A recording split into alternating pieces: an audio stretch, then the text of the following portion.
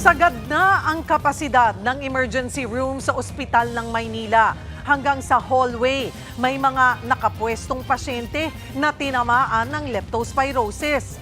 Live mula sa ospital ng Maynila, nasa frontline ng balitang yan, Simon Gualvez. Mon, gaano karami ang mga pasyenteng na leptos dyan? Cheryl, hindi lang basta punuan kundi overcapacity na ang sitwasyon ng emergency room dito sa ospital ng Maynila. Bukod kasi sa mga usual cases na dinadala rito sa pagamutan, kapansin-pansin daw yung pagtaas ng bilang naman ng mga dinadalang pasyente rito na pawang may sakit na leptospirosis.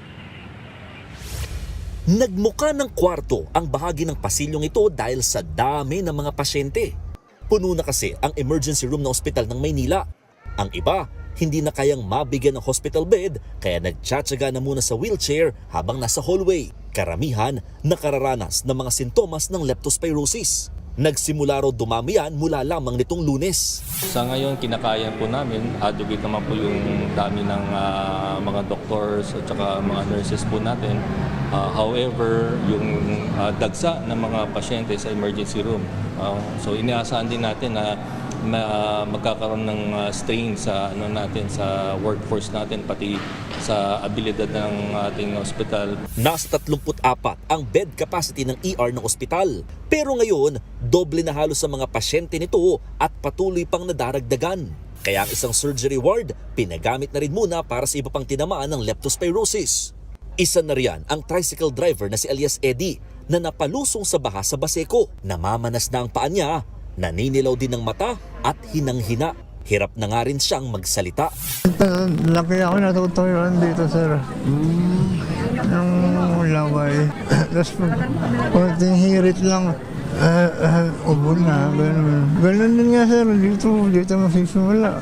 Kwento ng kanyang anak, madalas din daw nag-hallucinate ang kanyang ama o parang nawawala sa sarili. Kapag di ba tulog siya, sir, tapos bigla siyang gigising, meron siyang hindi niya, nawawalan siya ng concept of time, hindi niya na-differentiate kung nananaginip pa ba siya. Ang 36 anyos namang empleyadong si alias Makmak na taga Bacoor, Cavite, napilitan lamang lumusong sa baha nitong nakarang linggo dahil gusto nang makauwi. Sobrang sakit po ng ulo, naninigip pagkatapos parang parang pinupukpok talaga pagkatapos yung katawan mo bugbog sarado para dinaig mo pa yung dinaig ka pa ng binugbog talaga. Pagkatapos hindi rin po ako makahinga. Kala ko kasi magdidilim na talaga yung panangin ko ng time na yun. Siyam na kabataan din na nakakonfine ngayon sa ospital dahil sa leptospirosis. Isa na riyan ang anak ni alias Abby na bumili lamang daw ng ulam. Kasi ang leptos, di ba madali lang yung ng pagkalat ng bacteria niya sa katawan. Pagdating ko nandiyan na siya sa ICU. Ilan lamang sila sa 62 pasyenteng tinamaan ng leptospirosis na dinala sa ospital ng Maynila mula nitong August 1. Mas mababa pa naman daw ang bilang na yan kung ikukumpara nung Agosto ng nakaraang taon. Pero sabi ng mga doktor, posibleng dumami pa ang mga pasyente bago matapos ang buwan. Paglilinaw din ng mga espesyalista, nagagamot naman ng leptospirosis. Pero hindi may kakailang isa itong nakamamatay na sakit. Sa katunayan, 4 na ang binawian ng buhay sa ospital ng Maynila ngayong buwan lamang. May dalawang stage kasi yan, yung septic phase, immune phase. Primarily yung kidney natin, no? Hindi na tayo nakakaihi to the point na kailangan silang madialysis. Aminado si Manila Mayor Isko Moreno, puno na talaga ang halos mga ospital sa Maynila dahil sa leptospirosis. Importante lang na alam ninyo na baka kayo ay maantala na mabigyan kagad ng medical attention. Dahil punong-puno po yung ating mga emergency room. Now, if you're willing to wait, you can stay.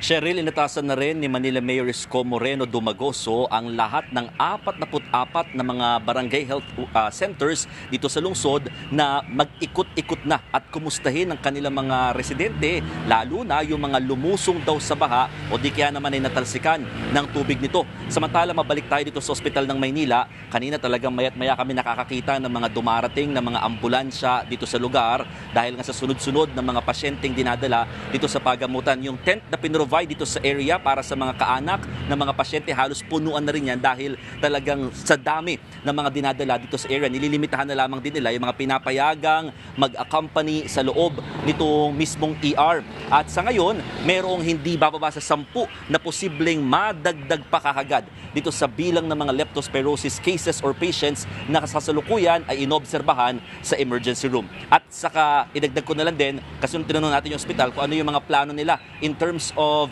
how to accommodate pa yung inaasahan pang influx no, o dagdag o surge pa ng dami ng mga pasyente. Ang sabi nila, pinapairal na rin daw ngayon yung referral system sa mga iba pang ospital dito sa lungsod ng Maynila. Cheryl. Maraming salamat, Mon Gualvez. Mga kapatid, Cheryl Cosing po.